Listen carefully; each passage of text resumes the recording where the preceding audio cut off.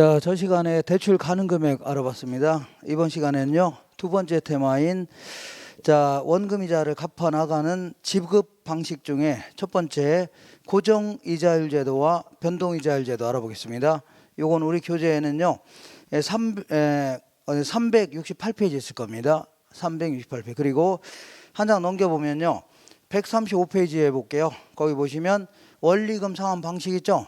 원금 이자를 한꺼번에 갚을 거냐, 쪼개서 갈 거냐, 이런 얘기를 할 겁니다. 요거는요, 372페이지에 있을 겁니다. 372페이지. 이런 내용 중심으로 해서 쭉 살펴볼게요. 다시 거꾸로 돌아올게요. 자, 133페이지 볼게요. 고정금리 제도와 변동금리 제도, 이거 있는데, 자, 요거 이제 이자율과 관련된 얘기를 알아보는 겁니다. 자, 이자율과 관련돼서 이렇게 내가 아파트를 누구한테 빌려주면 공짜로 빌려줘요? 대가를 받으려고 해요? 대가 받으려고 할 거 아닙니까? 이게 그 임대료 아닙니까? 그 돈도 마찬가지로 뭐 저 같은 사람이야 가끔 공짜로 빌려주기도 하지만 다른 사람들은 빌려줄 때 그냥 빌려줘요? 대가를 받으려고 해요? 받을 거 아닙니까? 이걸 이자라는 겁니다. 1억을 빌려주면서 1년 동안에 500만 원 받기로 했다. 그러면 1억 분의 500만 원 했죠? 이걸 이자율이라는 겁니다. 뭐라 한다고요? 이자율. 자, 근데 1억을 빌려주면서 약정금리는 5%였습니다. 5%. 근데 20년 동안 빌려주기로 했는데 한 3년 정도 지나서 물가가 무지장 올랐습니다. 물가가. 자, 그러면 화폐의 값어치가 오른 거에 떨어진 거예요? 인플레가 심해졌죠? 그러니까 화폐의 값어치가 떨어진 겁니다. 그래서 똑같은 10,000원으로 그전에는 요거를 4개를 샀었는데 지금은요 이게 비싸졌다는 얘기죠. 그래서 10,000원으로 2개밖에 못 사는 거 아닙니까? 그러니까 10,000원의 가치가 반으로 떨어진 겁니다. 반으로.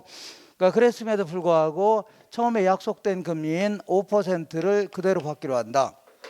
이렇게 하는 걸요 고정금리 제도다 혹은요 고정이자율 제도라는 겁니다. 자, 그러니까 그 고정이자율 제도는요 그냥 그 인플레가 심해져도 처음부터 약속한 금리 있죠? 이거 받기로 하는 거 아닙니까? 그러면 누가 손해 볼 것 같아요? 은행이 손해 볼 것 같아요? 돈을 빌려간 자가 손해 볼 것 같아요? 은행이 손해 보는 겁니다. 왜냐하면 은행 화폐의 값어치가 떨어졌죠? 근데도 불구하고 그전에도 50만 원 받고 지금도 50만 원 똑같이 받는 거 아닙니까? 그럼 누가 손해 본다고요? 은행이 손해 보는 겁니다. 상대적으로. 그래서 은행을요 그 대출자 이렇게 해줄게요. 은행을 대출자가 상대적으로 손해를 본다 이렇게 표현합니다. 자, 항상 우리 문제에서는요 일반적인 상황을 가정하는 겁니다. 일반적으로 우리가 물가가 올라가는 게 일반적이에요? 떨어지는 게 일반적이에요? 일반적으로 조금이든 많이든 올라가고 있죠. 올라가는 게 일반적 아닙니까? 이제 물가가 올라갈 때는요 고정금리로 빌려준 은행은요 손해 볼 수밖에 없는 겁니다. 그래서 안 되겠다. 원래 약정금리는 5%였는데 요걸 좀 올려받겠다는 얘기죠. 그래서 한 7% 정도 올려받겠다 이렇게 하는 걸 뭐라고요? 변동금리 제도라는 겁니다. 변동이자율 똑같습니다. 그러면 이때는요 자, 차입자 입장에서는요 그동안 30만 원 내다가 갑자기 50만 원 내라는 얘기죠. 애들 학비도 내야 되는데 갑자기. 그래서 상대적으로 누가요? 차입자가 손해볼 수밖에 없는 겁니다. 차입자가 상대적으로 손해를 본다 이렇게 표현합니다. 자, 그러면 일반적으로 물가가 오르는 게 일반적이에요? 떨어지는 게 일반적이에요? 오르는 게 일반적이죠. 그러면 대출자는 가능하면 변동금리로 빌려달라고 할 겁니다. 그렇잖아요? 근데 차입자가 와서 자꾸 고정금리로 빌려달랍니다. 아니면요 이런 금융상품 무조건 고정금리로 빌려주래요 정부에서. 그죠? 그러면 정부에서는 손해 보려고 안 보려고요? 어떤 형태 안 보려고 할 겁니다. 그래서 자 요거를 초기 약정금리를 하는 겁니다. 초기의 약정금리를 보면요 고정금리를 적용하는 상품도 있고 변동금리를 적용하는 상품도 있는데 고정금리가 약간 높거든요. 높습니다. 내가 가서 물어보세요. 높습니다. 약간 높아요. 높습니다. 거의 100% 높습니다. 그러면 왜 높은 이유가 뭔가 볼게요. 자, 고정금리가 됐든 변동금리가 됐든 뭐 실질금리라는 게 뭐냐면 앞으로 인플레이션이 전혀 없다는 가정. 뭐라고요? 인플레가 전혀 없다는 가정하에 금융기관이 받고자 하는 이자율 있죠? 이걸 뭐라고요? 실질금리라는 겁니다. 실질금리. 그러니까 인플레가 없다고 가정했을 때 5% 정도 다 받으려고 했던 겁니다. 이렇게. 근데 인플레가 없다고 가정했지만 사실은 인플레가 발생해요 안 해요? 조금이든 많이든 발생하죠. 그럼 인플레가 나중에 발생하면 어떻게 할 거냐? 발생하는 게 일반적인데 발생되면 어떻게 할까요? 얘는 나중에 가서 올리면 돼야 한대요? 올리면 되잖아요. 근데 얘는 나중에 가서 올리면 돼야 한대요? 얘는 만기가 20년이라면요. 20년 동안 똑같은 이자를 받는 거예요. 그죠? 나중에 못 건드려요. 못 건듭니다. 그러면 못 건드리기 때문에 얘는 나중에 가서 올리면 되는 거죠. 그러니까 얘는 아예 처음부터 빌려줄 때 매년 예상되는 인플레이로 있다면 예상되는 인플레 혹은 기대 인플레이로 있다면 더해서 결정하려고 할 겁니다. 예를 들어서 매년 2% 정도가 인플레가 예상된다 하길래 합쳐서 얼마라고요? 7% 정도로 해서 연간 이자로 결정했다는 얘기죠. 근데 얘는 뭐 그럴 필요 있어 없어요? 그냥 5% 그냥 빌려줬다가 나중에 실제 인플레가 높아지면 커지면 그때 가서 올리면 되는 거죠. 그러니까 일반적으로 고정금리가 높을 수밖에 없는 겁니다. 알겠죠? 이렇게 하시면 돼요. 자, 이렇게 해서 이 고정이자율과 관련된 얘기는 그래서 이렇게 예상되는 인플레까지 반영한 거를요 명목금리 이렇게도 표현합니다. 명목이자율이다 이렇게. 자, 그래서 고정금리와 관련돼서는요 요 얘기도 얘기가 반드시 좀 기억하셔야 돼요. 요 얘기가. 그다음에 변동금리와 관련돼서는요 요 얘기가 좀 정리가 좀 되셔야 됩니다. 이렇게. 자, 먼저 고정금리와 관련돼서 볼게요. 고정금리와 관련돼서 7%로 해서 돈을 빌려줬는데 이렇게. 자, 나중에 이 인플레 7% 빌려줬죠. 근데 나중에 한 2년, 3년 정도 지나서 시장 평균 고정금리가 5%로 내려갈 수 있어 없어요? 제1금융권에 형성되어 있는 고정금리가 3년 전에 빌릴 때는 7%였는데 요즘에 새롭게 빌릴 때는 5%로 내려갈 수 있어요? 있어 없어요? 있는 겁니다. 알겠죠? 이렇게. 자, 그러면 차입자 입장에서는 어떻게 하다 보니까 7%로 돈을 빌리게 했는데 이걸 지금 당장 다른 은행에서 빌리면 얼마라고요? 5% 싼 이자로 빌 수 있는 거죠. 그죠? 근데 남은 기간 동안에 17년이나 남았는데 17년 동안에 7% 납부하려고 하니까 열이 받아요 안 받아요? 열 받죠? 에라 모르겠다. 다른 은행에서 빌려서 갚으려고 하겠네요. 다른 은행에서 5%로 빌려서 갚으려고 하겠죠? 이거를 조기에 상환한다 해줍니다. 아니면 중도에 상환한다 해줍니다. 그러면 은행이라든가 특히 이따가 뭐 기관 투자자 같은 경우는요 안정적 수익을 얻으려고 고정금리를 받을 수 있는 채권에 구입했는데 얼마 있다 갚았다는 얘기죠. 그러면 닭 줬던 게 지붕처담꼴 볼꼴이 되는 겁니다. 그래서 요거를요 금융기관 입장에서 조기 상환 위험이라는 겁니다. 조기 상환 위험. 자, 이런 위험을 줄일 수 있는 방법이 없냐? 요거는 간단히 해결할 수 있습니다. 너 왜 만기까지 빌려 가놓기로 해놓고서 일찌감치 갚았냐? 이거는 약속 위반이다. 우리는요 벌금 부과하겠다는 얘기죠. 이렇게 해서 조기 상환 수수료를 이렇게 부과하는 게 일반적입니다. 알겠죠? 이렇게 하시면 돼요. 이번엔 거꾸로 볼게요. 시장 평균 고정금리가 9% 올라갈 수 있어 없어요? 있죠. 그럼 이번에는 은행 입장에서 볼게요. 은행 입장에서 어떻게 하다 보니까 7% 돈 빌려주기는 했는데 이걸 당장 다른 사람한테 빌려면 얼마라고요? 9% 높은 이자를 받을 수 있는 거죠. 근데 자, 이거 남은 기간이 뭐 17년이 남았는데 17년 동안에 7%만 받으려고 하니까 이번엔 누가 열이 받아요? 은행이 열 받습니다. 자, 지금부터 고정금리 위주로 빌려준 은행들은요 수익성이 악화될 수밖에 없어요. 왜냐하면 변동금리 위주로 빌려준 은행들은요 시세에 맞춰서 계속 올렸겠죠. 그러니까 고정금리 위주로 빌려준 은행들은요 죽수가 있다는 얘기죠. 이걸 뭐라고요? 이 부분을 이자율 위험이라는 겁니다. 자, 그러면 이 위험을 줄일 수 있는 방법이 없냐? 만약에 차입자가 돈 얼른 갚는다면 비싼 이자로 빌려줄 수는 있어 없어요? 있는데 차입자가 돈을 갚으려고 안 갚으려고요? 뭐하러 갚습니까? 지금 만기 동안에 괜히 갚았다간 비싼 이자로 빌렸어야 되죠.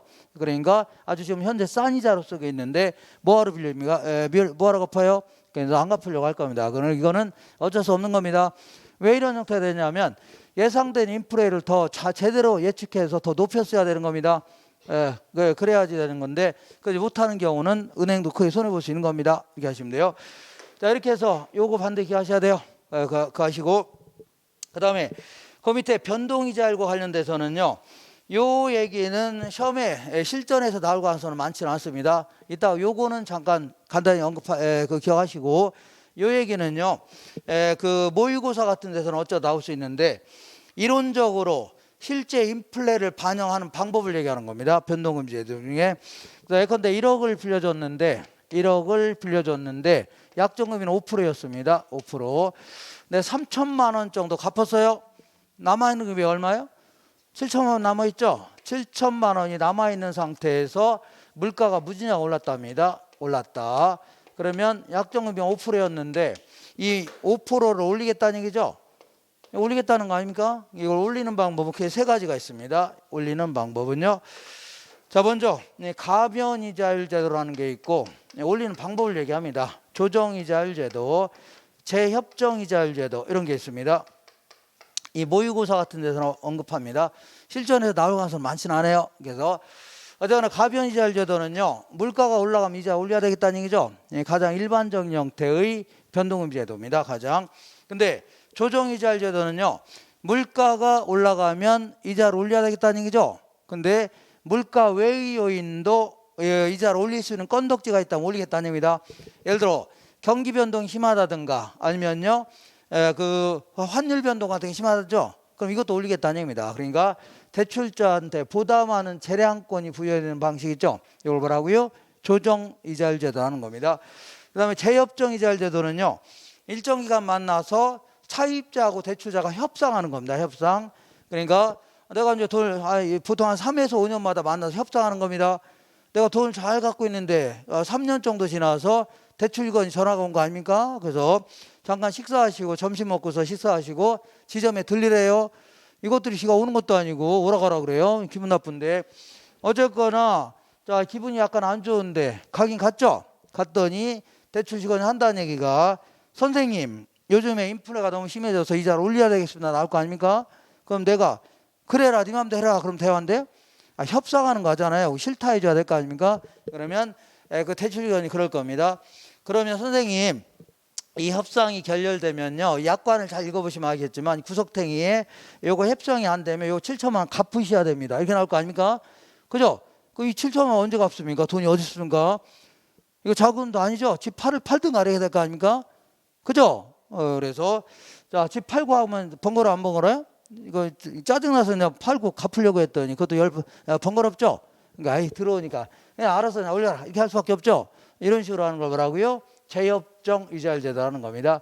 그리고 이런 경우는 뭐 그 거의 이렇게 하기는 힘들어요. 다만 이론적으로 이렇게 할 수는 있어요. 어떻게 하냐면 이자는 안 건든 대신에 요거는 안 올린 대신에 요 남아있는 금액 있죠? 요 남아있는 금액 약간 올릴 수도 있겠네요.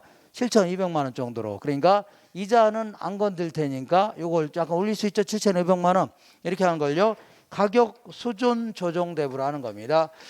자, 가격 수준 조정 대부를 하는데 이거는 현실적으로 이렇게 하는 경우는 거의 없다고 보시면 돼요. 보통 이제 이런 게 가장 일반적인 형태입니다. 되셨죠? 오케이. 자, 이렇게 해서 그 실제 인플레를 반영하는 방법을 좀 알아봤습니다. 이거는 가볍게 하시고, 자, 이번에는 이제 요거는 질문에 이제 끼어들 수가 있습니다. 우리나라 변동금리 담보대출은요 이렇게 적용합니다. 변동금리를요 이렇게 적용하는데 실질적으로 실무적으로 기준금리에다가 뭘 더해서요? 가산금리를 더해서 정합니다. 기준금리에다 뭘 더해서요? 가산금리를 더하는데 우리 시험 목적으로는요 요 밑에 두 개 써놓은 거 있죠? 요것만 가볍게 하시면 돼요. 그리고 요것도 가볍게 하시면 돼요. 얘가 올라가면 같이 올리라는 얘기입니다. 자, 지금부터 이 가산금리는요 대출 시점에 은행이 정하는 거예요. 누가 정하는 거라고요? 은행이 정하는 거고, 이 기준금리가 실제 인플레 맞춰서 계속 변동시키는 겁니다. 여기에 맞춰서 같이 변동시키라는 얘기입니다. 이게 뭔지 모르겠지만 두 개 있어요. 맞춰서 변동시키라는 얘기입니다. 이렇게. 자, 요걸요 실무에서 이렇게 적용합니다. 자, 어쨌거나 이렇게 볼게요. 자, 이 변동금리는요 실제 인플레 맞춰서 계속 변동시키겠다는 얘기죠. 근데 이것들이 아무 때나 시도 때 없이 막 이거 올리거나 내리면 대화인데요? 안 됩니다. 갑자기 학비 내야 되는데 갑자기 올리면 대화인데요? 안 되고 서로 약속하는 겁니다. 우리 3개월에 한 번씩 변동하자. 아니면요 6개월에 한 번씩 변동하자. 이렇게 약속해야 되죠. 그래서 그걸 예측하면 우리가 예측해야 될 거 아닙니까? 이것들이 한 3개월 지나 올릴지 모르는구나. 이거 감안해야 되죠. 그리고 아무런 근거도 없이 그냥 지들 마음대로 올리면 대화인데요? 안 됩니다. 소위 인플레에 따라 움직이는 지수 있죠? 요거에 맞춰서 올리거나 내려야 돼요. 이거 맞춰서 뭐라고요? 올리거나 내려야 되는 겁니다. 알겠죠? 그래서 자, 어쨌거나 우리나라에서는 이렇게 볼게요. 이쪽으로 오겠습니다. 은행은요 우리 같은 사람한테 예금을 받아 안 받아요? 예금 받죠? 이걸 자금을 조달한다 이렇게 표현합니다. 자금을 조달해서 이걸 금고에 쌓아놓고 있는 게 아니라 대출해 주거나 이럽니다. 아니면 때로는 주식에 투자하기도 하는데 대출해 준다고 치자. 이걸요 운용한다 해줍니다. 뭘 한다고요? 운용한다. 그러면 자, 예금이자율은 5%이고 그 다음에 운용 대출이자율도 5%이다. 그러면 은행은 남는 게 있어 없어요? 남는 게 어디 있습니까? 은행도 뭐 직원도 월급도 줘야 되고 임대료 내야 되고 줄 돈 무지하게 많죠. 그러니까 이 5%만 덜렁 빌려주면 돼야 한대요? 안 됩니다. 무슨 자선사업가도 아니고. 그래서 이 빌려줄 때는요 예를 들어 한 3% 정도 붙여서 빌려줍니다. 이 3%죠. 그러니까 예를 들어 기준금리가 이제 대출금리 아닙니까? 예, 그래서 기준금리가 예를 들어 5%라면 예를 들어서 5%라면 여기다 한 3%더 붙여서 빌려줍니다. 알겠죠? 요 3%를 뭐라고 하냐면 은행 마진이라는 겁니다. 은행 뭐라고요? 마진. 그리고 아무리 담보대출이 하더라도 이건 단기 대출이 아니라 장기 대출이죠. 나중에 담보 가치가 폭락할 수 있는 거 아닙니까? 그래도 회사를 잘 다니거나 이러면 더 잘 갚을 수 있는 거죠. 그런데 이제 그렇지 않으면 못 갚을 수 있는 거 아닙니까? 그래서 그 사람은 신용도 좀 감안합니다. 여기다가 뭘 더 감안한다고요? 신용도도 감안해요. 이거는요 대출 시점에 확정되는 겁니다. 은행이 정하는 거예요. 은행마다 좀 약간 차이가 나는데 큰 차이는 안 납니다. 왜냐하면 우리가 담보대출 받을 때 은행마다 좀 금리를 비교해야 안 해요? 비교해서 좀 싼 데다가 이제 빌리려고 할 거 아닙니까? 그러니까 큰 차이가 있으면 안 빌리려고 할 겁니다. 우리가 그러니까 큰 차이는 없다고 보시면 돼요. 근데 요거는요 실제 인플레에 맞춰서 계속 변동시킨 겁니다. 알겠죠? 이렇게. 그래서 은행은요 이쪽 다시 올게요. 은행은 각종 자금을 이렇게 조달하는데 가장 전형적인 형태의 자 지금부터 가장 전형적인 형태의 자금 조달 수단은 뭐냐면 정기예금, 정기적금입니다. 정기예금이라든가 정기적금 이런 게 가장 대표적인 자금 조달 수단인데 자 근래 들어서 사회가 복잡하고 다변해졌죠. 그러니까 정기예금, 정기적금을 다양한 형태로 변형할 수가 있어 없어요? 있다. 그러니까 은행 가시면 예금 상품도 보시면 알겠죠? 거기 앉아서 창구에 앉아서 거기 앉아서 뭐 예금 상품 이렇게 뒤적거리면 돼요. 그렇게 하시면 돼요. 그래서 우리 시험에서는요. 다음 중에 은행이 취급하는 예금 상품이 아닌 것을 안 물어봐요. 듣기 마세요. 자, 맨 먼저 그 주택을 구입할 수 있도록 적금의 형태로 부금을 붓는다. 뭐 이런 거라든가 이렇게 아니면 CD라고 해서 이걸요. 양도성 예금서 해줍니다. Certificate of Deposit 돼서요. 이 예금액을 타인에게 팔 수 있는 권리 있죠? 이런 거 부여할 수도 있겠네요. 그 다음에 환매채다 해갖고 일정 기간에 은행이 다 사드리겠다입니다. 이렇게. 그러면 CMA다 뭐 이런 게 있는데 이런 것들은요. 주로 이제 이 캐시 매니지먼트 어카운트 해갖고 이거를요. 뭐 자산 관리 구조 뭐 이런 표현을 할 수 있는데 요거는 주로 그 증권회사에서 지급하는 예금 상품입니다. 증권회사에서 예금 받아요 안 받아요? 요걸 가지고 주로 국공채 투자합니다. 어디서 투자한다고요? 국공채. 근데 이 예금 상품은요. 예금자 보호법에 따라 보호를 못 받아요. 그렇기 때문에 금리가 좀 높아요. 좀 높습니다. 그리고 얘네들은요. 매일매일 이자를 붙여줍니다. 매일매일. 한 달이 아니라 뭐라고요? 매일매일. 그러다 보니까 이 복리 형태로 붙은 이자가 많이 올라갈 수 있습니다. 그래서 약간 높은 이자를 선호하는 사람은요. 이것도 괜찮습니다. 그 다음에 이콰이엇, 그 다음에 링크, 그 다음에 데퍼짓 해갖고 은행이요 예금 받아 안 받아요? 받아갖고 이걸 갖고 요거 이렇게 얘기합니다. 우리가 요 예금 가지고 주식에 투자하려고 합니다. 할 겁니다. 그래서 만약에 주가가 많이 올라가면 이자를 좀 더 많이 주겠습니다. 주가가 떨어지면요 이자 좀 줄이겠습니다. 이렇게 할 수 있죠. 이렇게 하는 걸요 ELD라는 겁니다. 이렇게 자 이런 식으로 기타 뭐 여러 가지 금융 채권을 발행하는데 자 듣기 마세요. 여기 과거에는요 요거 있죠. 요거 우리 시험 목적으로는 요 두 가지 써놓은 거 요거만 하시면 돼요. 더 써놓은 다음에 이게 올라가면 같이 올리라는 얘기입니다. 내려가면 같이 내려라. 여기까지만 하시면 돼요. 여기까지만 하셔요. 그래. 자세히 안 물어봅니다. 안 물어봐요. 물어보기 힘들어요. 과거에는요 주로 양도성 예금서의 금리 있죠. 요거를 가지고 기준금리를 정하라 했던 겁니다. 자, 지금부터 듣기 마세요. 자, 우리 주변에 있는 은행들 전부 다 트리플 A 은행이라 하는 겁니다. 다 뭐라고요? 신용이 가장 좋은 은행들이에요. 자, 이 주변에 있는 은행들은요 매일매일 그 업무가 끝나면요 하루하루 매일매일 CD를 발행해야 하네요. 금리를 적용해서 CD를 발행했을 거 아닙니까?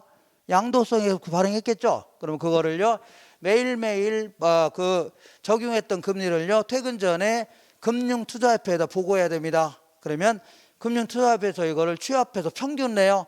평균 내서 금융투자협회 홈페이지에 매일매일 저녁마다 올려놔요. 그럼 보통 이제 이걸 CD금리라는데 이 CD금리는요 보통 3개월에 한 번씩 변동하자 이렇게 표현합니다. 몇 개월하고요?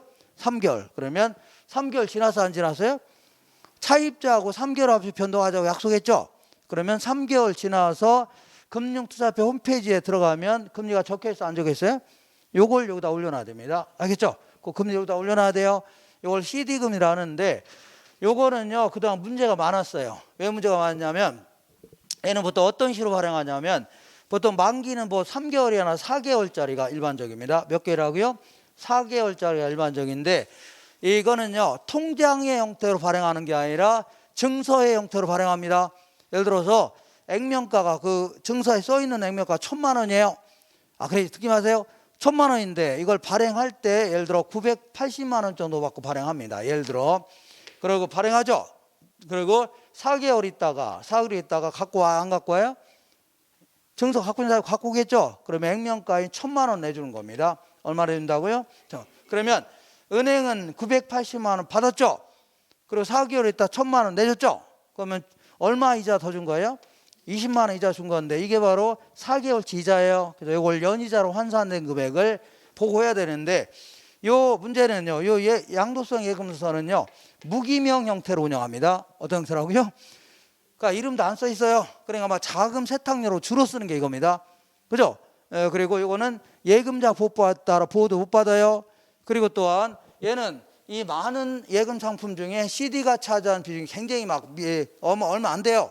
그런 거 가지고 이 기준금리를 정하라. 이건 상당히 문제가 많았습니다. 그죠? 문제가 많았어요. 그래서 예를 들어서 금리 변동폭도 굉장히 컸습니다. 예를 들어서 자금 세탁 같은 게 많아지면요 금리가 무진장 올라갈 수 있다는 얘기죠. 그리고 규제 같은 거 많아지면 크게 떨어질 수 있다는 얘기죠. 이렇게 금리 변동폭도 굉장히 컸어요. 그래서 이거를 기준금리로 정하는 건 문제가 있었습니다. 있었어요. 다만 우리 입장에서는요 이거 내려갈 때는 하나씩 내려갈 수 있죠. 이때는 좋을 수도 있겠네요. 하나 내려갈 수 있는 거. 어쨌거나 이 문제가 있었기 때문에 요즘에는요 요것뿐만 아니라 요것도 같이 혼용해 쓰고 있습니다. 어떤 이걸 적용하기도 하고 어떤 이걸 적용해요. 자, 지금부터 은행들은요 자 CD뿐만 아니라 다른 모든 예금을 조달해요 안 해요? 조달하면 이거 이자 줘야 돼 안 줘야 돼요? 이자 줘야 되죠. 요거를요 자금 조달 비용이라는 겁니다. 뭐라 한다고요? 자금 조달 비용. 이걸 영어로요 cost of fund라는 겁니다. cost of 뭐라고요? 펀드. 그래서 요거를 우리 예전에는 9개 은행인데 지금 8개 은행을 선정해서 얘네들은요 매달 주어진 날짜까지 모든 자금 조달에서 한 달 동안에 이자 나간 거 있죠. 요거 평균 낸 거를요 은행연합회에 보고해야 됩니다. 누구한테 보고하고요? 은행연합회. 그러면 은행연합회에서 이걸 취합해서 평균 내갖고 매달 15일 날 은행연합회 홈페이지에 올려놔요. 올려놓습니다. 그러면 요거는요 차입자하고 보통 6개월에 한번 변동하자, 9개월에 한번 변동하자, 12개월에 한번 변동하자 이렇게 약속합니다. 여기 약간 바뀌기도 합니다. 자, 그럼 만약에 6개월에 한번 변동하기로 약속했죠. 차입자하고 소비자하고. 그러면 6개월 지나서 여기 금리를 변동시켜야 되죠. 그러면 은행연합 홈페이지 들어가면 금리가 적혀있어 안 적혀있어요? 적혀있죠. 이걸 여기다 올려놔야 돼요. 이걸요 코스트 오브 펀드 인덱스 해줍니다. 이렇게 이걸 뭐라고 한다고요? 코스트 오브 펀드 인덱스 해줍니다. 자, 그래서 이 코픽스라는 겁니다. 코픽스. 그래서 요거는요 아무래도 모든 자금 조달에 이자 나간 거 있죠. 요걸 기초로 하기 때문에 금리 변동폭이 상대적으로 작을 수밖에 없어요. 이렇게 낮을 수밖에 없습니다. 그래서 요거는 어떤 경우에 크게 우리 입장의 장점이냐면 얘는 올라갈 때 한없이 올라갈 수 있죠. 근데 얘는 거의 안 올라갈 수 있겠네요. 그래서 얘는 장점이 있습니다. 그리고 지금부터 그야말로 참고입니다. 참고. 이거를 금리 하락기 때라고 하는 겁니다. 이거 뭐라고요? 금리 상승기 때 이렇게 얘기하는데 어쩌거나 이를 코픽스를 적용하는 방법은요. 자, 신규 취급액 기준은요. 최근에 신규로 예금 받은 거 있죠? 보통 최근 한 달 동안에 예금 받은 걸 평균 낸 거 있죠? 이런 거를 신규 취급액 기준으로 하는 겁니다. 그럼 이때 하면은 금리가 낮을 수밖에 없어요. 근데 잔액 기준은요. 옛날에 예금 받은 것도 다 포함해서 옛날에 예금 이자 비싸게 예금 받은 거 있겠죠. 이거 평균 내니까 약간 올라갑니다. 그러니까 금리 하락기 때는요 신규 취급액 기준이죠. 요걸 기초로 하는 게 금리가 좀 낮아져요. 그 다음에 금리 상승기 때는요 이렇게 신규 취급액은요 금리가 좀 높겠죠. 막 올라간 추세니까. 그러니까 이때 이거보다는요 자 잔액 기준은 옛날에 예금 받은 거 있을 거 아닙니까? 옛날에 예금 받은 건 금리 낮은 것도 있겠죠. 평균 낸 거니까 약간 내려갈 수밖에 없어요. 그러니까 금리 상승기 때는요 잔액 기준이 유리합니다. 근데 우리가 금리가 상승할지 내려갈지 알아요 몰라요? 어떻게 합니까? 잘 몰라요. 그래요. 이런 식으로 적용 한 달 정도 하시면 돼요. 자, 이거 다 지울게요. 이거 왜 이렇게 빨리 지운지 아세요? 집착하지 마시고 요거 올라가면 같이 올라가는 얘기죠. 내려가면 어떻게 하라고요? 같이 내려라. 끝입니다. 더 이상 하려고 하지 마세요. 거기 거기 있는 거 자꾸 읽으려고 하지 마세요. 다만 이런 것들은 좀 기억하셔야 돼요. 134페이지에 아래쪽에 정리 있어 없어요? 이런 거는 좀 정리해 주셔야 돼요. 자, 기억본 볼게요. 금리 조정주의가 짧으면 짧을수록 유리하다. 그러니까 예를 들어 볼게요. 만약에 어디 갔어요? 요거를 한 달에 1년에 한 번씩 변동하기로 했다. 그러면 1년 동안에는 인플레가 심해져도 못 건들죠. 은행이 많이 손해봅니다. 근데 3개월에 한 번씩 변동하자. 그러면 툭하면 변동할 수 있죠. 이게 더 낫다는 얘기입니다. 알겠죠? 이렇게. 자, 그래서 금리 조정주의가 짧으면 짧을수록 유리합니다. 그 다음에 금리 조정 폭이 클수록 올라갈 때 막 계속 올릴 수 있는 거죠. 유리합니다. 이렇게. 그 다음에 조정금리보다는 초기의 금리가 낮습니다. 고정금리보다는 얘가 초기 금리가 낮다고 했죠. 이렇게 낮아요. 자, 그 다음에 보통 이제 변동금리는 실제 인플레에 따라 계속 변동시키는 거 아닙니까? 이렇게 변동시키는 거죠. 근데 이제 금리가 막 계속 금리 상승기 때는 계속 올라갈 수 있어 없어요? 막 끊임없이 막 올라간다면 우리 뭐 돈이 많은 사람들이야 뭐 큰 문제는 안 되지만 돈이 없는 사람들은요 이자 부담 때문에 거의 막 돈 벌어서 빚만 갚아 이자만 갚는 판이 될 수 있어 없어요? 있죠. 문제가 될 수 있습니다. 그래서 니네들 이거 이상은 올라가지 말아라 규제할 수 있어 없어요? 이걸 금리 인상의 상한선에 줍니다. 금리 인상이 뭐라고요? 상한선. 그러면 이런 식으로 하게 되면 우리 차입자는 유리해요, 불리해? 유리합니다. 다만 은행도 이런 때는 신호에 보려고 안 보려고요? 인플레가 심해서 올리려고 했더니 정말 못 올리게 하는 겁니까? 그러니까 아예 처음부터 이 변동금리 약간 약점이 높이려고 할 겁니다. 이해가 되겠나요? 높이려. 자, 읽어볼게요. 금리 인상의 상한선이 설정되어 있으면 대출자가 불리하므로 대출금리가 좀 높다는 얘기죠. 그렇게 하시면 돼요. 자, 지금까지 공부한 거를 문제를 통해서 확인할게요. 133페이지 볼게요.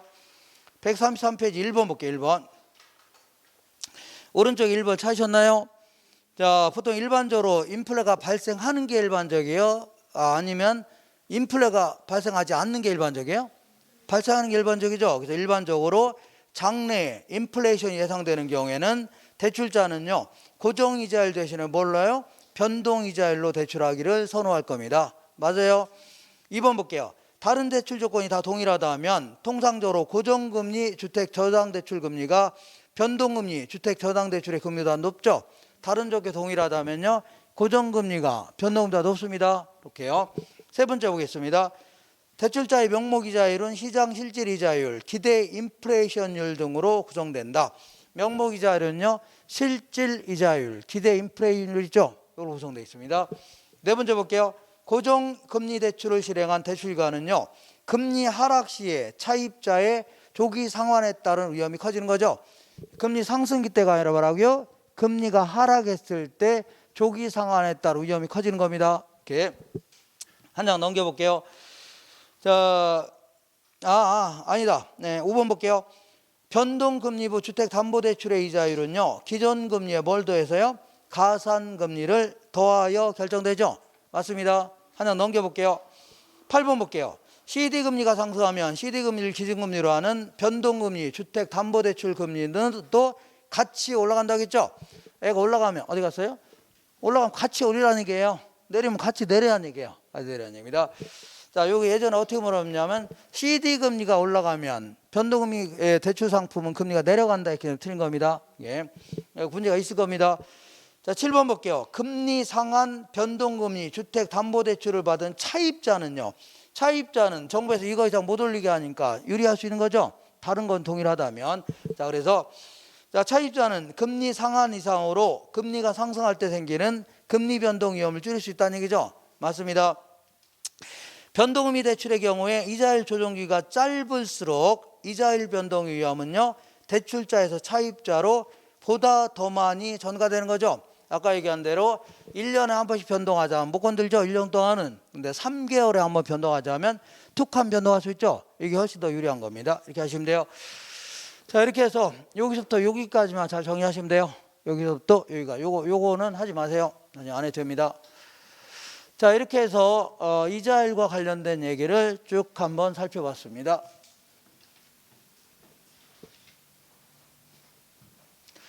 자, 이번에는 원금 이자를 갚아 나가는 방식 알아볼게요. 원리금 상환 방식 해줍니다. 자, 원리금 상환 방식은요. 요거는 자, 거기 어디냐면 135페이지에 그 135페이지에 있는 거 있죠? 요 내용은요. 거의 최근 10년 동안 한 번을 빼놓은 적이 없습니다. 매년 나옵니다. 그리고 요즘에는 계산 문제도 3년에 2번은 나옵니다. 그러니까 계산 문제도 계속 나오니까 어떨 때는 2문제가 나오기도 합니다. 요거 가지고 요거 2문제가 나오기도 해요. 그래서 반드시 정리해 주셔야 돼요. 자, 135페이지에 있는 거 요거 세 가지를 비교해 가면서 기억하셔야 돼요. 이렇게 보겠습니다. 이렇게. 자, 맨 먼저 우리가 돈을 빌려줄 테니까 너 원금을 매기 똑같이 해서 갚아나가라. 이렇게 하는 걸 뭐라고요? 원금 균등상환 방식이라는 거고. 자, 두 번째는요. 우리가 돈을 빌려줄 테니까 원리금 합계액을 똑같이 균등하게 해서 갚아나가라. 이렇게 하는 걸 뭐라고요? 원리금 균등상환 방식이라는 겁니다. 그 다음에 채라는 게 뭐냐면 점점 이런 뜻이에요. 점점 늘려나가는 식으로. 이걸 다른 말로 이제 점증식 이런 표현도 씁니다. 점점 늘려나가는 식으로 갚아나가라. 이렇게 하는 걸요. 점증식 이렇게 합니다. 채증식 이렇게. 자, 그러면 이렇게 볼게요. 이렇게 보겠습니다. 자, 우리가 이제 10,000원을 빌려주겠다. 10,000원을 빌려줄 테니까 일단은 4년 동안 갚으랍니다. 몇 년 갚으라고요? 1년. 그리고 1월 1일 날 빌려줄 테니까 편의상, 논리의 편의상 매년 말에 원금도 갚으래요. 그리고 매년 말에 이자도 납부하랍니다. 다시 할게요. 1월 1일 날 빌려줄 테니까 매년 말에 원금도 갚고 이자도 납부하래요. 그리고 1년치 이자율은요 10%랍니다. 10%. 자, 그리고 이건 고정금리를 가정해 볼게요. 왜냐하면 변동금리를 했다가는 이자가 매일 달라질 수 있죠. 그러니까 뭘 가정한다고요? 변동금리를 고정금리를 가정해 볼게요. 자, 그러면 잡으세요. 1년, 그 다음에 2년, 그 다음에 3년, 4년 이렇게 되어 있다고 치자. 그럼 10,000원을 빌려줄 테니까 4년 동안에 원금을 똑같이 갚는 거죠. 그러면 1년에 얼마씩 갚으면 돼요? 자, 10,000원 중에 1년에 얼마씩 갚으면 돼요? 2,500원씩 갚으면 되죠. 맞지 않나요? 2,500원, 여기도 얼마라고요? 2,500원, 여기도 얼마라고요? 2,500원. 에이, 요거 마음에 안 드네. 이게 약간 밑으로 내려가기 시작하네요. 이렇게 2,500원, 2,500원입니다. 2,500원 맞죠? 2,500원입니다. 이렇게. 자, 이게 얼마씩이라고요? 2,500원씩입니다. 이렇게. 이게 2,500원씩입니다. 요거 그릴 때는요, 제가 일주일 동안 술을 안 먹습니다. 왜냐하면 술 먹었다가는요, 이렇게 돼요, 진짜. 그래갖고서 자는 밤에 학원에 쫓겨납니다. 쫓겨나면 거기에 넘어가서 나아가서 와이프한테도 쫓겨납니다. 잘못하면 이혼당해요. 그래서 돈을 벌어와야 되지. 돈도 못 벌어오면 그건 쫓겨날 거 아닙니까? 그러니까 제가 일주일 동안 바짝 긴장하면서 삽니다. 요즘에는 요 일주일 동안 어떻게 한다고요? 바짝 긴장해. 그래서 요 일주일 지나죠? 맨날 수초 먹고 다닙니다. 이렇게. 자, 이렇게 하세요. 이렇게. 그런 줄 아세요? 이렇게 해볼게요. 딱 거의 술을 안 먹었다는 걸 알 수 있을 겁니다. 딱 이렇게 거의 완벽하잖아요. 맞지 않나요? 마음에 완벽해 안 완벽해요? 완벽하잖아요. 그래서 얼마씩이라고요? 2,500원씩입니다. 이거 얼마라고요? 2,500원. 이렇게처럼. 그리고 항상 이자는요 원금 중에 남아있는 게 붙는 겁니다. 원금. 그러니까 10,000원을 빌렸으니까 1년 지났죠. 1년치를 썼으면 1년치 이자 내야 될 거 아닙니까? 6개월 썼으면 6개월치 이자 내야 되죠. 1년 썼으니까 1년치가 내야 될 거 아닙니까? 그래서 1년 이자가 10,000원에 10%니까 얼마 이자 내야 돼요? 1,000원 이자를 내야 됩니다. 얼마라고요? 1,000원. 자, 두 번째는요 10,000원에서 얘 갚았어요 안 갚았어요? 갚았죠. 그러니까 7,500원 남았으니까 7,500원에 이자 750원의 이자가 딱 붙는 겁니다. 자, 3년째는요 3년째는 10,000원에서 얘도 갚았죠. 그러니까 이자는 점점 줄어듭니다. 5,000원, 500원, 250원 이렇게 해서 점점 자, 이자는 전 줄어드는 겁니다. 이런 식으로 갚아나가는 걸 뭐라고요? 원금 균등사업 방식이라는 겁니다. 원금. 자, 이번에는 원리금 균등 알아볼게요. 뭔 균등이라고요? 요거 마음에 안 드네. 왜 이게 3칸 떨어졌지 이게? 다른 건 2칸인데 이거 지우고 다시 할까요? 이거 마음에 안 드네 이거. 이거 어떻게 이렇게 했지? 자, 술 먹은 거 탈로 났네요. 자, 술 먹. 잘 내네. 이거 어디 갔어? 이것도 눈도 안 보이네 이제. 자, 1년, 2년, 3년, 4년이다. 10,000원을 빌려줄 테니까 얘는요 원금이자 합계액을 똑같이 갚으라는 얘기죠. 그래서 예를 들어 은행에서 나한테 1억 빌려주면서 20년 동안 매달 원금이자를 똑같이 해서 20만 원씩 갚으랍니다. 그때는요 1억에다가 저당상수 곱하면 돼요. 저당상수 똑같이 10,000원을 빌려줄 테니까 매기 원금이자를 합쳐서 똑같이 갚으라는 얘기죠. 그래서 이때는요 저당상수라는 걸 곱해줍니다. 뭔 상수라고요? 저당. 자, 그래서 이 저당상수는요 우리 전 시간에 공부한 것처럼 연금의 현가계수의 역수입니다. 뭐의 역수라고요? 연금 현가계수. 그래서 조금 전에 그 사례를 집어넣으면 정확히 나온 숫자입니다. 이거는 정확히 나온 숫자예요. 3,150원 나옵니다. 정확히 나온 거예요. 자, 그래서 자, 이 3,150원씩 갚으라는 얘기죠. 이자까지 포함해서 3,150원씩 매기 갚으래요. 그러면 얘는 합치면 얼마예요? 3,500원이죠. 3,500원이니까 얘보다는 작게 출발하는 거 기억하세요. 얘보다는 어떻다고요? 작게 출발한다. 그러니까 얘보다는 작게. 요 정도로 할게요. 요 정도. 1년, 2년, 그 다음 뭐라고요? 3년, 그 다음에 4년. 이렇게. 자, 옆으로 갈 때는요, 아무리 술을 많이 먹어도 이건 정확합니다. 제가 봐도 신기합니다. 이렇게. 거의 완벽합니다. 이거. 이렇게. 밑으로 내려가는 게 문제예요. 옆으로는 완벽합니다. 자, 이게 얼마씩이라고요? 3,150원씩이에요. 알겠죠? 여기는 이자도 포함되어 있어 안 돼 있어요? 되어 있는 겁니다. 그러면 굳이 원금하고 이자로 쪼개볼게요. 첫 해는 갚은 돈이 없죠? 10,000원에서 1,000원의 이자를 내야 돼요. 이자는 무조건 이용료에 대한 대가도 되는 거 아닙니까? 무조건 1,000원 이자 내야 돼요. 그리고 항상 여기서 이자 뺀 나머지 있죠? 이게 원금 상환액입니다. 2,155원이 되겠네요. 자, 두 번째는요. 10,000원에서 얘 갚았어 안 갚았어요? 갚았죠. 그러니까 7,845원 남았을 거 아닙니까? 7,845원에 대한 이자 785원의 이자가 붙습니다. 그럼 항상 여기서 이자 뺀 나머지 있죠? 이게 원금 상환액입니다. 얼마예요? 2,370원 나옵니다. 3년째는요. 10,000원에서 얘도 갚았죠? 얘도 갚았으니까 이자는 이제 점점 줄어듭니다. 이렇게. 자, 그 대신 원금 상환액은 점점 늘어나는 이런 형태입니다. 이렇게 이자가 줄어든 대신에 원금 상환액은 늘어나는 이런 형태. 이런 식으로 갚아나간 걸 뭐라고요? 원리금 균등 상환 방식이라는 겁니다. 그 다음에 체증식은요. 체증식 상환 방식이다. 얘는 얘는요. 이렇게 하는 겁니다. 4년 동안 우리가 10,000원을 빌려줄 테니까 너 처음에는 조금 갚고 점점 많이 갚으라는 얘기죠. 예를 들어 비례적으로 점점 많이 갚으라는 얘기입니다. 예를 들어서 이렇게 합니다. 자, 첫 해 이렇게 해볼게요. 자, 첫 해는요. 원금 중에 300원만 갚으래요. 얼마 갚으라고요? 원금 중에 300원 갚으라. 두 번째는요 1,000원을 갚으랍니다. 원금 중에 1,000원.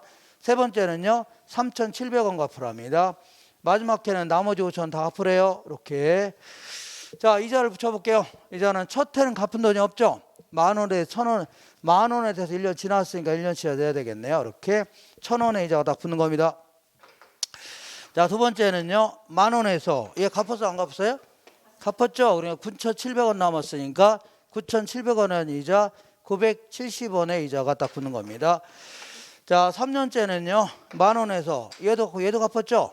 네, 그러니까 이자는 이게 점점 줄어듭니다. 이자는 점점 줄어들고 약속대로 얘는요 자연스럽게 늘어나는 거고 얘는요 약속대로 원금을 늘려나가는 방식입니다. 이런 식으로.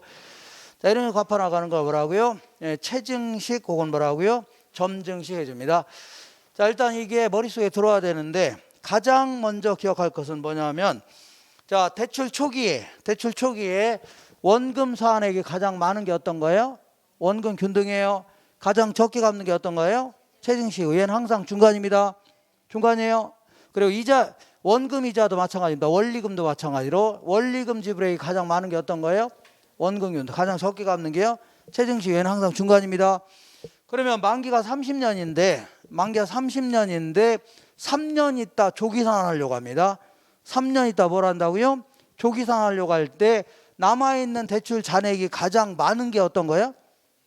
체증식입니다. 왜냐하면 3년 동안 가장 적게 갚은 게 이거죠. 남은 게 가장 많은 게 이게 될 수밖에 없어요. 그리고 요거는요 만기가 30년이라면 자, 얘는 아무래도 젊은 소득층이 적합하다 해줍니다. 누가 적합하다고요? 자, 왜냐하면 만기가 30년이라면 말단일 때는 돈 많이 못 벌죠. 예, 조금만 갖고 대리 달고 과장 달고 부장 달 때 많이 갚으라는 얘기 아닙니까? 훨씬 더 유리합니다. 그렇지만 은행 입장에서는요 얘는 만기가 30년이라면 초창기 때는 거의 원금을 회수하지 않고 이자만 거의 받는 형태입니다. 초창기 때는 알겠죠? 예, 그렇기 때문에 한 20년이 지났으면 만기가 30년 동안에 20년이 지났음에도 불구하고 남아있는 금액이 많을까요? 적을까요? 굉장히 많아요. 많겠죠? 뭐 그때 가서 이 사람이 대리 탈환 법도 없고 아니면 녹수가 될 수 있는 거죠. 그래서 그때 가서 회수를 못한다면 크게 손해볼 수 있다는 얘기입니다. 아시겠죠? 그래서 이 셋 중에서 원금 회수 위험이 가장 크다 해줍니다. 뭐가 크다고요? 원금 회수 위험이 가장 크다 이렇게 표현합니다. 근데 자 적어볼게요. 요거는요. 자 요거는요 초창기부터 원금을 착착 갚아요 안 갚아요? 갚죠. 그리고 처음부터 못 갚는 사람 별로 없어요. 갑자기 회사 그만두고 이러지 않겠죠. 담보가치도 갑자기 폭락하고 이러지 않기 때문에 잘 갚습니다. 그러면 어쨌거나 20년 정도 지났으면 거의 남은 금액이 많을까 적을까요? 얼마 안 된다는 얘기입니다. 그렇기 때문에 은행이 설사 뜯긴다 하더라도 크게 손해봐야 안 봐요? 안 본다는 얘기입니다. 그래서 이 셋 중에서 원금 회수 위험이 가장 작다 해줍니다. 뭐가 작다고요? 얘는 뭐든지 중간입니다. 뭐든지 뭐라고요? 중간이에요. 그러면 항상 은행도요 지네들도 손해 안 내려면요 위험이 크죠? 그럼 높은 이자를 적용합니다. 위험이 작으면요 낮은 이자를 적용해요. 그래서 이 셋 중에서 얘가 레이트하면 이자율 얘기합니다. 이자율이 가장 높아요. 얘가 뭐라고요? 이자율이 가장 낮아요. 얘는 항상 뭐든지 뭐라고요? 중간입니다. 알 수 있죠? 이렇게 하시고 자 그리고 그 예전에 나왔던 그 지문 중에 한두 개 정도만 더 기억할게요. 얘는요 원금만 가지고 따질게요. 원금만 가지고 따진다면 자 처음에는 원금이 조금 갖고 점점 많아지는 거죠. 이자가 줄는 대신에. 그렇기 때문에 얘는 보통 한 3분의 2 정도가 지나야만 비로소 원금 중에 반 정도가 상환한 형태가 됩니다. 계산은 이렇게 돼요. 다시 할게요. 자 만기 한 3분의 2 정도가 지나야만 비로소 뭐라고요? 원금의 반이 상환된 형태가 됩니다. 그래야 돼요. 예를 들어 내가 3억을 빌렸는데 30년 동안 갚기로 했어요. 그러면 20년 정도 지나야만 비로소 원금의 반을 갚은 꼴이 되는 겁니다. 그거 왜 그래요? 계산하고 그렇게 돼요. 나보고 계산하라고 하는데 계산 못해요.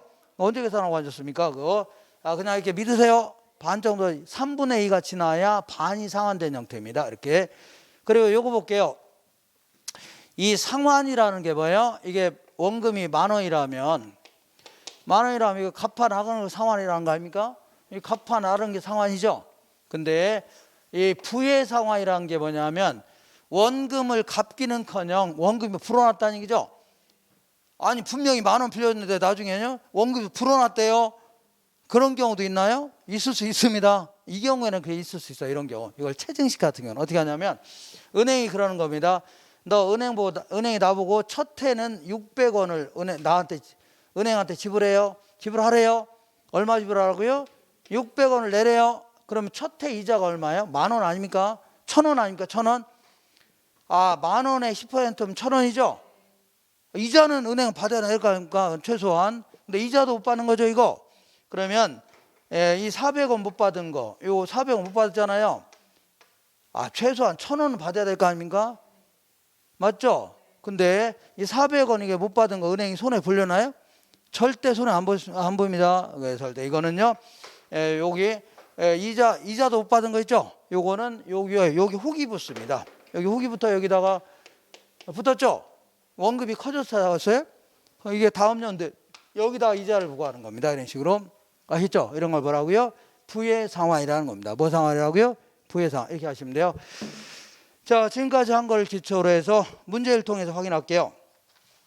135페이지 보겠습니다. 자, 135페이지 오른쪽 1번 볼게요. 1번. 자, 상환 첫 해의 원리금 상환액은요, 원리금 균등 방식이 원금 균등 방식보다는 작다. 상환 첫 해의 원리금 상환액은요, 원리금 균등이 원금 균등보다는 작죠? 맞습니다. 2번 볼게요. 대출금을 조기 상환하는 경우에 원리금 균등에 비하여 원금 균등 방식의 상환액이 더 작다. 대출금 조기 상환하려고 할 겁니다. 그럼 얘가 초기에 더 많이 갚았죠? 덜 갚았으니까 얘가 원금 균등이 원리금 균등보다는 대출 상환액이 작다 해줘야 돼요. 초기에 많이 갚았기 때문에. 알겠죠? 이렇게. 자, 남아있는 대출 잔액을 얘기하는 겁니다. 3번 볼게요. 대출자 입장에서는요, 차입자에게 원리금 균등 방식보다는요, 원금 균등 방식으로 대출해 주는 것이 원금 회수 측면에서는 보다 안전하죠. 그래서 얘보다 원금 회수 측면에서 보다 안전하죠. 위험이 작다입니다. 4번에 원금 균등 방식은요, 원리금 균등에 비하여 전체 대출기간 만료 시에 누적된 원리금 상환액이 더 작다. 자, 지금부터 4년 내내 은행한테 납부할 돈이죠. 원금도 줘야 되고 이자도 납부해야 돼, 안 해야 돼요? 납부해야 되죠. 그 4년 내내 은행에 지불한 돈을요, 누적 원리금 상환액이 할게요. 아, 4년 동안 다 합친 거 있죠? 합친 건데 일단 이 세 가지 전부 다 10,000원을 은행에다 주는 건 맞아, 안 맞아요? 아, 10,000원 원금 갚아야 될 거 아닙니까? 똑같은 거 없대요? 똑같아요. 그 대신 얘는 이자율이 높아요, 낮아요? 낮잖아요. 이자 높고. 그래요? 그러니까 얘가 은행에 납부한 돈이 작습니다. 누적 원리금 상환액이 작아요. 4년 내내 은행에다 준 돈이 가장 작은 게 이거예요. 근데 얘는요, 이자율도 낮을 뿐만 아니라 처음부터 원금을 착착 갚아요, 안 갚아요? 갚으니까 나중에 이자 줄 돈도 얼마 안 돼요. 그러니까 이 셋 중에서 4년 동안에 은행에다 납부한 돈이 가장 작은 게 어떤 거라고요?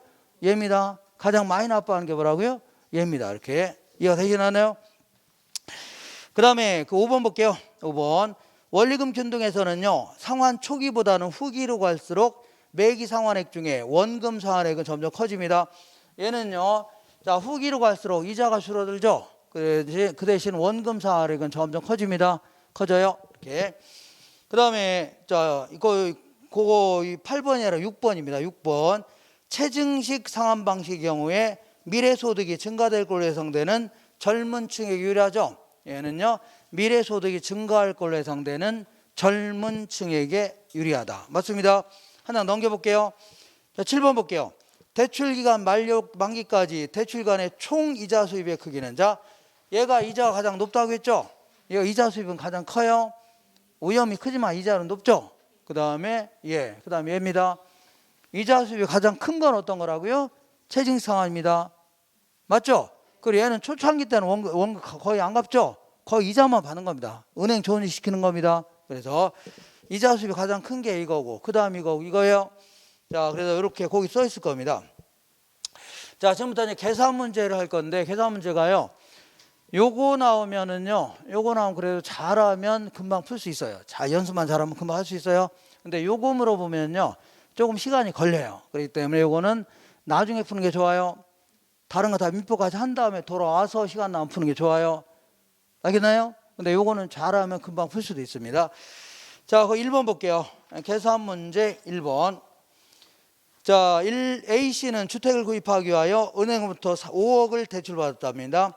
은행의 대출 조건이 다음 같을 때 9회차에 상환해야 될 원리금 상환액은, 어떤 사람은 9회차 상환될 원리금 상환액이니까 원리금 상환 방식 아닙니까? 한데 9회차에 갚을 원금하고 이자 있죠? 이걸 얘기하는 겁니다. 그 밑에 볼게요. 대출금리는요, 고정금이고 연 5%랍니다. 대출기간은 20년이고, 요게 이제 밑줄 쳐볼게요. 원금 균등 상환 방식, 원금 균등 상환 방식이죠. 요거. 그리고 매년 말에 갚기로 했습니다. 편의상 1월 1일 날 빌린 다음에 매년 말에 갚기로 했습니다. 그러면 9회차를 물어보는 겁니다. 9회차. 그러면 5억을 빌려줄 테니까 20년 동안에 얘는요, 원금을 똑같이 갚는 거죠. 원금. 그래서 맨 먼저 해야 될 것은요, 나누기 20년 해주면 돼요. 나누기 20년 하면요, 매기 갚을 원금 나왔나요? 나옵니다. 2,500만 원 할 겁니다. 얼마 나온다고요? 2,500만 원. 그러니까 얘는요, 매기 원금 갚는 건 같아요, 달라요? 똑같습니다. 매기 얼마씩 갚아요? 원금은 얼마 갚아요? 2,500원 갚는 겁니다. 2,500만 원이에요. 그리고 항상 이자는요, 원금 중에 남아있는 금액 있죠? 여기 이자가 붙는 겁니다. 그러면 자 볼게요.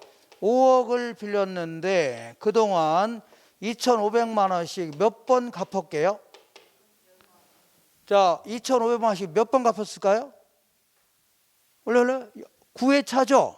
그러니까 그동안 몇 번 갚았어요? 8번 갚았을 거 아닙니까? 맞죠? 이게 바로 남아있는 금액 아닙니까? 첫 해에 자 2,500 갚았으면 7,500 남았죠? 거기다 이자가 붙는 겁니다. 이런 식으로. 맞죠? 여기 남아있는 금액 아닙니까? 여기다가 이제 이자를 붙는 겁니다. 여기다가 5% 이자가 붙어요. 5%. 이게 그동안 갚은 돈 아니에요? 그래서 이거 계산하면요, 얼마냐면 1,500만 나옵니다. 얼마 나온다고요? 1,500만 원. 정답은요, 원금 2,500만 원, 이자 얼마요? 1,500만 원. 이게 정답이에요. 원금 2,500만 원, 이자 얼마라고요? 1,500만 원. 어떻게 이거 할 수 있어요? 할 수 있답니다. 다행이네요. 이렇게. 그래서 이거 나오면 맞추세요. 할 수 있죠? 이렇게. 원금은 그만 계산하죠? 그리고 남아있는 금액에 이자가 붙는 겁니다. 항상 뭐라고요? 남아있는 금액에 이자 붙어요. 자, 이쪽으로 오겠습니다. 이쪽으로 오시면 이 원리금 균등은요, 요거 물어보면요, 약간 시간이 걸려요. 그래서 가능하면 좀 나중에 푸는 게 좋아요. 나중에 푸는 게. 자, 거기 2번 볼게요. 2번. A씨는 8억짜리 아파트 구입하기 위하여 은행으로부터 4억 빌렸답니다. 은행의 대출 조건이 다음 같을 때 A씨가 2회차에 상환해야 될 원금과 이자는, 대출금리는 고정금리고 연 6%랍니다. 대출기간은 20년. 얘는 저당상수가 주어져야 돼요. 0.087. 원리금 상환 조건은요, 밑줄 쳐볼게요. 원리금 균등 상환 방식. 뭐라고요? 원리금 균등 분할 상환 방식. 그리고 매년 말에 갚기로 했습니다. 자, 보세요. 자, 요거 좀 갖고 올게요. 자, 이쪽으로 오겠습니다. 이쪽으로. 얘는요, 4억을 빌렸답니다. 4억을 빌렸는데, 자, 1년, 2년. 물어보는 게 1년 차, 2년 차에 원금 이자를 물어보는 거예요. 2년 차 납부해야 될 원금 이자를 물어봐요. 근데 1년 차도 계산해야 돼요.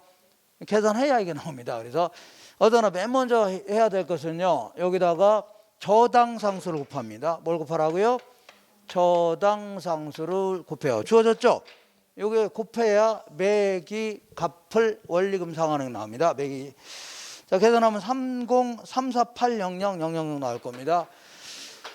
자, 348000000. 이게 바로 매기 갚을 원리금 균등 상환액입니다. 매기 갚을. 자, 여기에는 원금도 있고 이자도 있어 없어요? 이자도 있는 겁니다. 이렇게. 자, 3, 4, 8, 0, 0, 0, 0, 0씩 갚으랍니다. 원금과 이자 합쳐서. 이걸 원금하고 이자로 쪼개보겠습니다. 그래서 이자는 점점 줄어들 겁니다. 그러면 첫 해는 갚은 돈 있어 없어요? 없죠. 그래서 4억에 대해서 6% 이자가 부과됩니다. 6%. 그러면 4, 6, 24에서 2,400만 원 이자예요. 2,400만 원이 이자인데 항상 여기서 이자 뺀 나머지 있죠? 이게 원금 상환액입니다. 그러면 10800000 나오겠네요. 10800000 이렇게. 자, 1,080만 원 이렇게. 자, 1,080만 원이 원금 상환액입니다. 자, 두 번째 볼게요. 두 번째는요. 4억 중에 이거 갚았어 안 갚았어요? 갚았죠. 이게 남아있는 금액에 이자가 붙는 겁니다. 남아있는 금액에. 그러니까 4억 중에 그동안 첫 해 얼마 갚았어요? 10800000 갚았어 안 갚았어요? 갚았죠. 여기다가 이자가 부과돼요. 이자 6%가 부과됩니다. 그럼 계산하면요. 아마 233520000 나올 겁니다. 233520000 나와요. 2335200. 그러면 여기서 이자 뺀 나머지 있죠? 이게 바로 원금 상환액입니다. 1144800 나올 겁니다. 1144800. 그래서 정답은요. 2년 차의 원금 상환액은요. 1,144만 8천 원. 이자는 얼마라고요? 2,335만 2천 원. 이게 정답이에요. 자, 요거는 좀 풀기가 약간 좀 시간이 걸립니다. 숙달되지 않으면 빨리빨리 풀기 힘든데 저거는요. 잘하면 풀 수 있습니다. 잘하면. 자, 이렇게 해서 몇 번이고 연습해 보세요. 저거는 좀 풀기 힘들겠죠? 이거 봐, 정확히 알잖아요. 자, 이거 지울게요.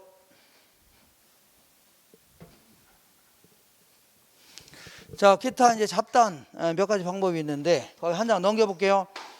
136페이지 보겠습니다. 메뉴에 기타 원리금 상환 방식 있어 없어요? 요거는요, 제가 1996년도인지 2000년 정확히 모르겠는데 제가 그때 이제 카니발이라는 승용차를 산 적이 있거든요. 카니발 랜드. 그래서 저는 막 이렇게 식구들께 태우고 다니는 걸 좋아해서 좀 큰 차를 좋아했습니다. 그래서 카니발 랜드라는 그러니까 덩치 큰 차가 나왔습니다. 그때 그전에는 맨날 납작한 차밖에 없는데 그래서 그때 이제 100만 원밖에 없는데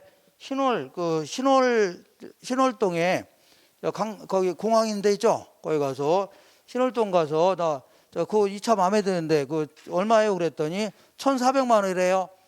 그래서 난 100만 원밖에 없는데 어떻게 살 수 있나 했더니 100만 원이면 충분하답니다. 잠깐만 보라고요? 충분해야 돼요. 그래서 어떤 게는 없어도 된답니다. 그래서 100만 원이 나 있냐 그래요. 그래서 100만 원 인도금 내고 나머지는 다 현대캐피탈에서 빌려주겠답니다. 다만 조건은요. 600만 원은 원래 3년인데 이게 4년이라고 치자. 4년 동안에 원금도 갚고 이자도 갚으라 합니다. 이런 식으로 갚으래요. 이렇게. 그러면 4년 지나면 갚을 돈이 없는 거죠. 그 다음에 나머지 700만 원은요. 이자만 납부하랍니다. 얼마나 납부하라고요?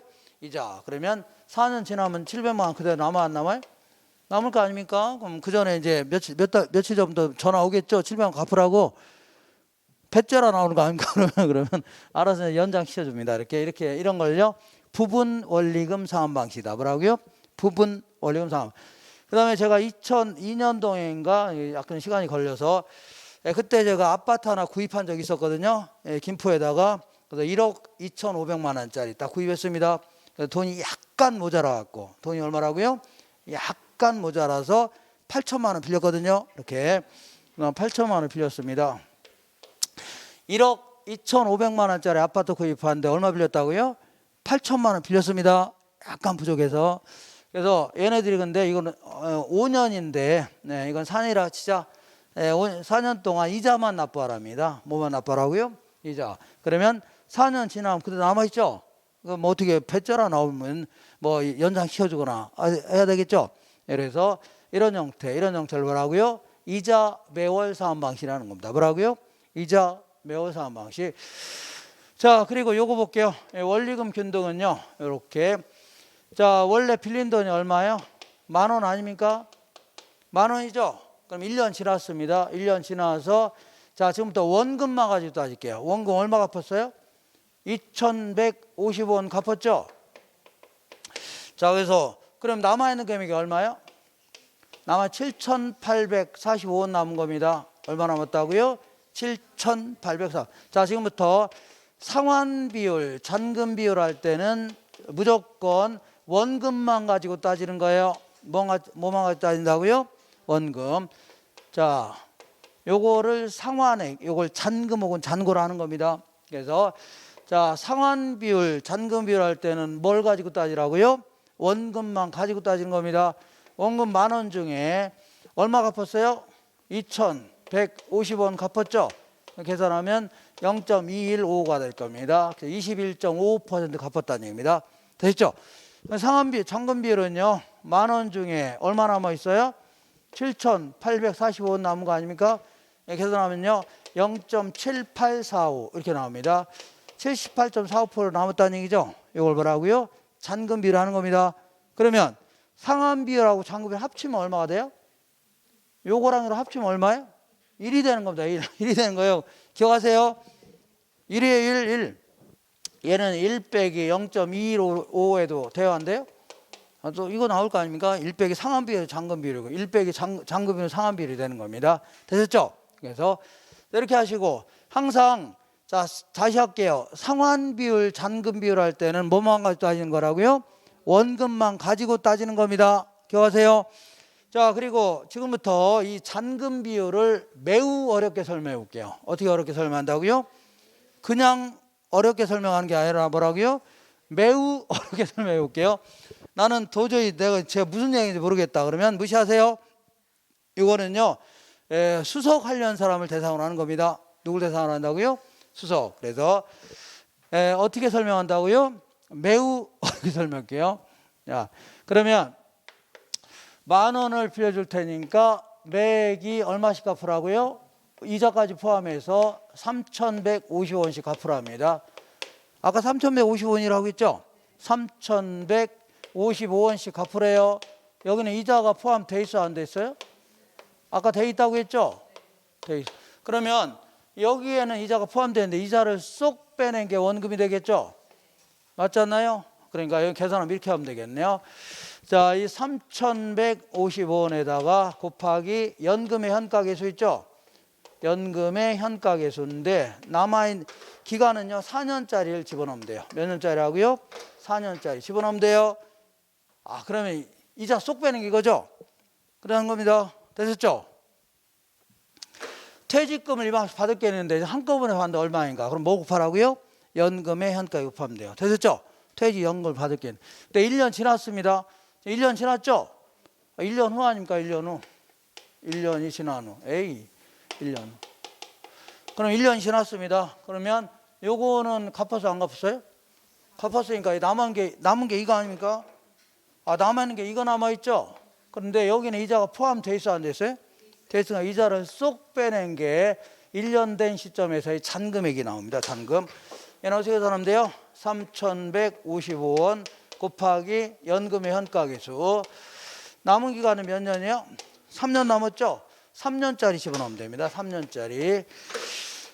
자, 이렇게 해서 그러면 이렇게 해서 계산해도 잔금비를 나옵니다. 나오는데 이때 얘랑 얘는 약분이 가능하죠? 그러니까 대출 전 기간 동안의 연금의 현가계수분에 남은 기간 동안의 연금 현가계수 이렇게 해도 됩니다. 자, 예전에 이런 게 막 숫자로 주어지면서 계산하고 나온 적이 한번 있었는데 다 틀렸습니다. 어떻게 틀렸다고요? 다 틀렸어요. 그러니까 걱정 마세요. 이런 거 다 틀리고 합격하는 겁니다. 이건 어떻게 한다고요? 다 틀리고서 합격하는 게 바람직한 공부한 것입니다. 알겠죠? 오케이. 나는 도저히 이번에 수석해야 되겠다. 어떻게 한번 해보시고 하기 좀 하지 마세요. 자, 이렇게 하시면 돼요. 이 정도에서 이제 다 끝났습니다. 자, 잠깐 쉬었다가 유동화제도 정리할 겁니다. 잠깐 쉬겠습니다.